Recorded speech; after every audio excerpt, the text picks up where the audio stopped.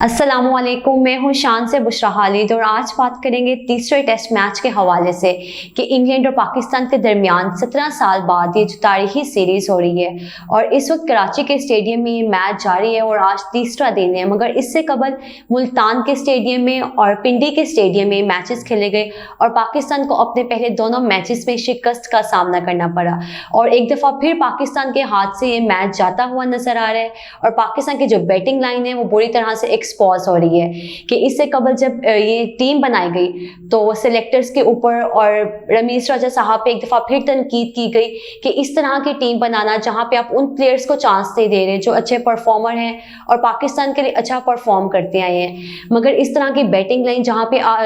सलमान आगा को इतनी तनकीद का निशाना बनाया गया कि दूसरे टेस्ट मैच में जब पाकिस्तान जीतने के दहाने पर था वहां पे उनकी परफॉर्मेंस बिल्कुल डाउन थी और एक बार फिर जब तीसरे टेस्ट मैच में गिराएं कि उन्होंने पहली दोनों इनिंग्स में अच्छा परफॉर्म किया। मगर उस दूसरी तरफ बाबर आजम ने जब टॉस जीता उससे कबल दोनों मैचेस में पाकिस्तान टॉस हार गया और बैटिंग पहले ना कर सके। मगर तीसरे मैच में जब बाबर आजम ने टॉस जीता और पहले बैटिंग करने का फैसला किया मगर उसके बावजूद 304 रन का एक टारगेट सेट करना, 314 रन का और 300 की लाइन में जहां पे इंग्लैंड की टीम जहां पे आपको 600 से अबव टारगेट दे रही है वहां पे पाकिस्तान के लिए इस तरह से टारगेट सेट करना और ऐसी क्वालिटी टीम के अगेंस्ट, तो वहां पे इंग्लैंड की जो टीम थी उन्होंने 354 रन बना लिए और फिर एक दफा लीड पे रही। 50 रन का मार्जिन रहा उनके पास और जब दूसरे इनिंग्स खेलने का पाकिस्तान को मौका मिला तो पाकिस्तान की टीम की जानिब से इतनी बुरी परफॉर्मेंस देखी गई जहां पे मोहम्मद रिजवान है उनके ऊपर तनकीद की गई कि उनको इस मैच में या फिर वर्ल्ड कप के बाद से उनकी तरफ से कोई परफॉर्मेंस नजर नहीं आ रही, आप उनको फिर मौका दे रहे हैं। और मेरा अपना ये ओपिनियन था कि यहाँ पे तीसरे टेस्ट मैच में कि मोहम्मद रिजवान की जगह सरफराज अहमद को चांस दिया जाना चाहिए था, जहां पे एक प्लेयर आपको डोमेस्टिक में आपके नेशनल T20s पे इतना अच्छा परफॉर्म करके दे रहे हो और आप वहां पे उसको तीनों टेस्ट मैचेस में मिटा रहे हैं। एक आपका ऐसा प्लेयर जिसने पाकिस्तान की इतनी देर कप्तानी की T20 मैचेस के और उसके अंडर जो उसकी कप्तानी के अंडर प्लेयर्स निकले, जिस तरह से ग्रूम हुए प्लेयर्स, और आप ऐसे ही प्लेयर्स को एक बिल्कुल लेफ्ट आउट फील करवा रहे हैं। और उसके बावजूद यहाँ पे ओपनिंग में देखा गया अब्दुल्ला शफीक के साथ शान मसूद आया और उनका एडिशन किया गया और इससे कबल यही सुनने में आ रहा था कि इस टेस्ट मैच में शान मसूद ही खेलेंगे क्योंकि जहाँ पे इमामुल हक की इंजरी का मसला आया दूसरे टेस्ट मैच में वो चले भी गए और सुनने में भी आया कि वो हॉस्पिटल चले गए हैं, MRI उनकी हुई मगर वापस आके उन्हें परफॉर्म भी किया और 60 रन बनाए। मगर पाकिस्तान अनफॉर्चुनेटली वो मैच फिर से हार गया। मगर तीसरे टेस्ट मैच में जहाँ पे शान मसूद आए उन्होंने ओपन किया मगर उनके साथ अब्दुल्ला शफीक जो कि सेंचुरी स्कोर करके आए थे पिंडी के स्टेडियम में और अच्छे परफॉर्मेंस देते रहे, जहाँ पे टेस्ट मैच में उनको चांस दिया गया वहां पे उन्होंने पाकिस्तान के लिए परफॉर्म किया। मगर इस टेस्ट मैच में उनकी तरफ से भी बिल्कुल परफॉर्मेंस नजर आई। एक इनिंग में उन्होंने 8 स्कोर किए, दूसरे इनिंग्स में 26 स्कोर बना सके।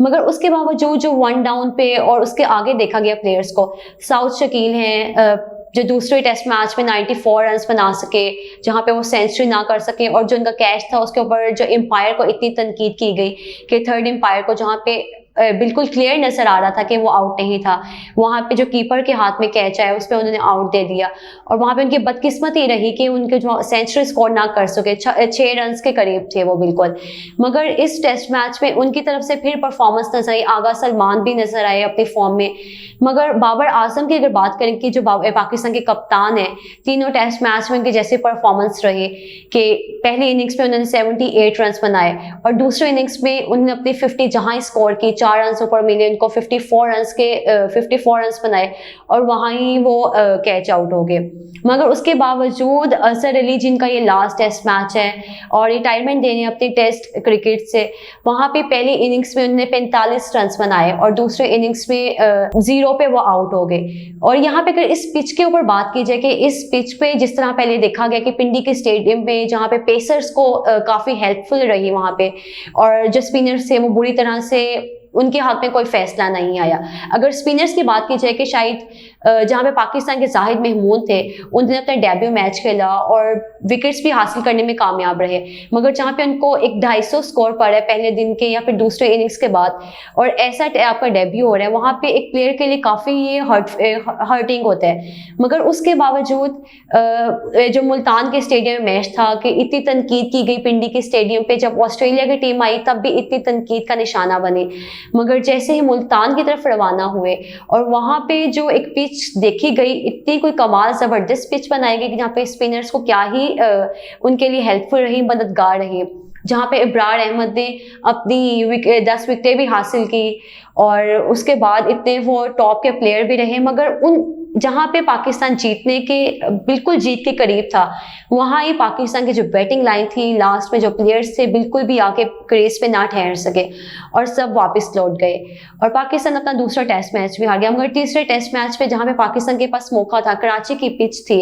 और वो पिच थी जहाँ पे हमारे जो प्लेयर्स हैं अपने डोमेस्टिक मैचेस, अपने तकरीबन PSL के मैचेस वहाँ पे करवाए जाते हैं। यहाँ तक कि जब अब जो टीम्स आती हैं, इंटरनेशनल टीम्स आती हैं पाकिस्तान में, और कराची के स्टेडियम और लाहौर के स्टेडियम दोनों में मैचेस करवाए जाते हैं। मगर उसके बावजूद इस पिच से अवेयर होते हुए हमारे जो बैटर्स थे बुरी तरह से नाकाम रहे। मोहम्मद रिजवान पे अगर दोबारा बात करें कि उनको कहा जाता है कि वनडे और टेस्ट क्रिकेट के लिए ही ठीक है, T20 में इनको चांस ना दिया जाए, मगर टेस्ट क्रिकेट में आके भी इनकी बिल्कुल परफॉर्मेंस नहीं है। जहाँ पे आपके पास पहले कहा गया शान मसूद बाहर बैठे, आप उनको चांस दें और उनको मौका भी मिला, मगर सरफराज अहमद एक ऐसा प्लेयर, आप उसको बाहर बिठा रहे हैं, वहाँ पे ही आपके पास जो अंदर प्लेयर्स हैं परफॉर्म नहीं करे। और एक मैच में नहीं, रिजवान के अगर पहले मैचेस को भी उठा के देखा जाए तो वो 17, 18, 16 इन रन पे वापस लौट रहे हैं। वहां पे अगर सरफराज अहमद ने डोमेस्टिक में परफॉर्म करके दिखाया आपको, सेंचुरी स्कोर की, और आप उनको मौका नहीं दे रहे। मगर पाकिस्तान की जो बैटिंग थी, एक बाबर आजम ही थे जो 54 रन बना सके और उसके बाद अगर देखे जाए तो किसी की परफॉर्मेंस नजर नहीं आई। मगर इस पिच पे स्पिनर्स को एक दफा फिर से इतना स्पॉट मिल रही है। अगर देखें इंग्लैंड की अगर बात की जाए, वहाँ पे हैरी ब्रूक थे इसी पिच पे जहाँ पे हमारे जो बैटर्स हैं परफॉर्म नहीं करे, उन्होंने 111 रन बनाए अपनी पहली इनिंग्स में, और उसके बाद जो फॉक्स थे उन्होंने 64 रन स्कोर किए। और जो उनके अगर स्पिनर्स की बात की जाए, जो लीच हैं वो इस पिच पे अच्छा परफॉर्म करके दिखा रहे हैं आपको, एज अ स्पिनर ही वहाँ पे विकेट्स ले रहे हैं। और पाकिस्तान की अगर बात की जाए बॉलिंग साइड की, तो नोमान अली काफ़ी अच्छा एडिशन रहे पाकिस्तान के लिए और पाकिस्तान के लिए विकेटें भी हासिल की। और मगर इस पिच पे जो ऑफ स्पिनिंग है, और अगर लेग स्पिन की बात की जाए, जो इंग्लैंड के जो जिन्होंने डेब्यू मैच खेला उन्होंने आज विकेट्स भी हासिल की तीसरे दिन।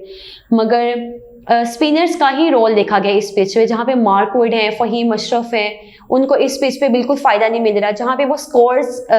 जो रोकने में कामयाब हैं मगर विकेट्स हासिल नहीं कर पा रहे।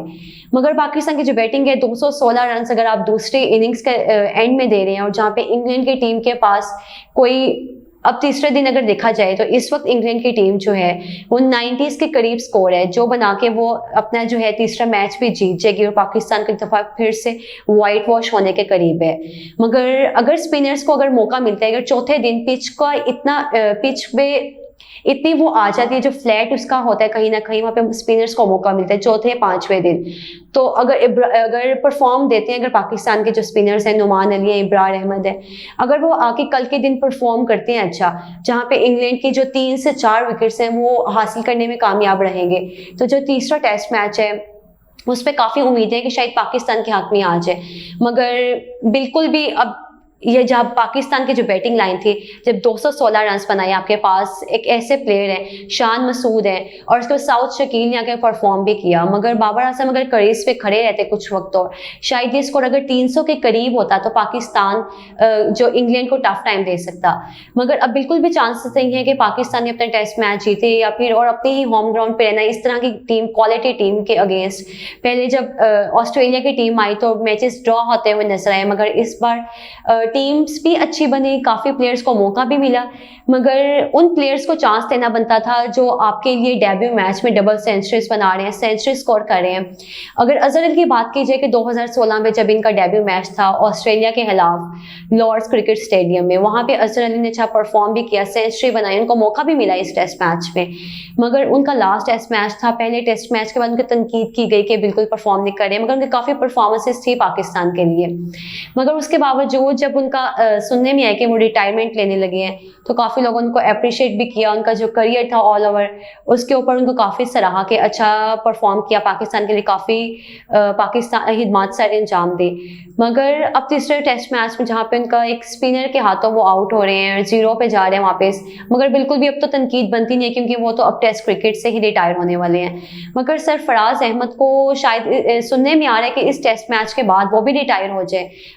लेकिन मैनेजमेंट को चाहिए था कि वो इस मैच में सरफराज को ज़रूर मौका देते, किसी प्लेयर को बिठा के जहाँ पे आगा सलमान को आप खिला रहे हैं और वो उस तरह से आपको 5वें 6ठे नंबर पे के परफॉर्म नहीं करे, क्योंकि टेस्ट मैच में तो आपको 10वें नंबर तक, चाहे वहाँ पे बॉलर्स भी हैं, उनको अगर क्रीज पे मौजूद रहना चाहिए, क्योंकि टेस्ट मैच में तो अगर आपके हाथ में विकेट्स हैं तो आप ये जो मैच है अपने हक में, आपका फैसला आ सकता है आपके अपने हक में। मगर इस तरह से आके परफॉर्मेंस देना, फ़हीम अशरफ आके 4, 5, 6 रन बना के वापस लौट रहे हैं, मगर नुमान अली हैं वो बॉलिंग साइड पे तो क्या ही शानदार परफॉर्मेंस दे रहे हैं, मगर बैटिंग में भी आके एक इनिंग्स में 20 और दूसरे में 15 रन दिए, और जो कहीं ना कहीं पाकिस्तान के लिए हेल्पफुल ही रहेंगे। अब इंग्लैंड के लिए शायद अगर हमारे स्पिनर्स अच्छा परफॉर्म करते हैं तो उनको टफ टाइम मिल सकते हैं, मगर इस पिच पे जहाँ पे स्पिनर्स को मौका मिल रहा है तो उम्मीद की जा सकती है कि चौथे या 5वें दिन पेसर्स भी इस पिच का फ़ायदा उठा सके। तो आज के लिए इस वीडियो से इतना ही, इजाज़त दीजिए, अल्लाह हाफ़िज़।